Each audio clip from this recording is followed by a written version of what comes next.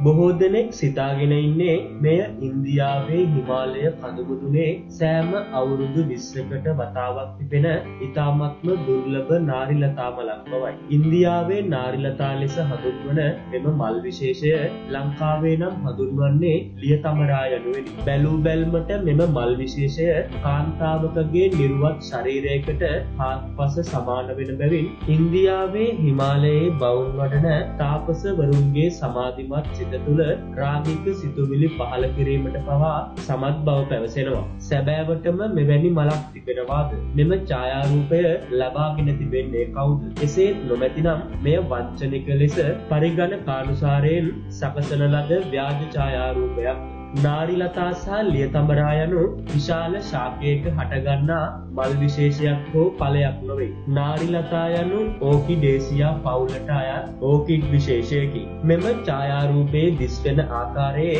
මල් විශේෂයක් හෝ ඵලයක් සැබෑවටම තිබෙනවා නම් එය උද්භිද විද්‍යාඥයින්වත් නොදන්නා වර්ගයේ එකකි. මොකද උද්භිද විද්‍යාව පිළිබඳව විස්තර ඇති කිසිදු පොතපතක මෙම ශාකය පිළිබඳව විස්තරයක් ඇත්තේ නැහැ. මෙවැනි දුර්ලභ ශාකයක් ලොව කොතැනක හෝ තිබෙනවා නම් මේ වන විට විද්‍යාඥයින්ගේ සහ මාධ්‍යයේ අවධානය යොමු වී හමාරයි. මෙම ඡායාරූපයේ දිස්වෙන කාන්තාවකගේ නිර්වත් ශරීරයකට සමාන වූ ඵලය හෝ මල ශාකය හා සම්බන්ධ වෙන ස්ථානය නිවැරදිව දර්ශනය කර නැහැ. ඊට හේතුව ව්‍යාජ ලෙස සකසන ලද මෙම මල හෝ ඵලය ශාකයේ එල්ලීමට යොදාගෙන ඇති වයර් එක හෝ ලණුව වසන් කිරීමට ලබාගත් උත්සාහයක් විය හැකියි. ශාකයක හැදී වැඩෙන ඵලයක හෝ මලක පැහැය සහ හැඩය බොහෝ විට එක සමාන බවක් දිස්වෙනවා. නමුත් මෙහි සුළු සුළු වෙනස්කම් දැක ගන්නට තිබෙනවා. මෙතෙක් මෙම ශාකයේ වෙනත් කිසිදු ඡායාරූපයක් ලබාගෙන නොතිබීම සහ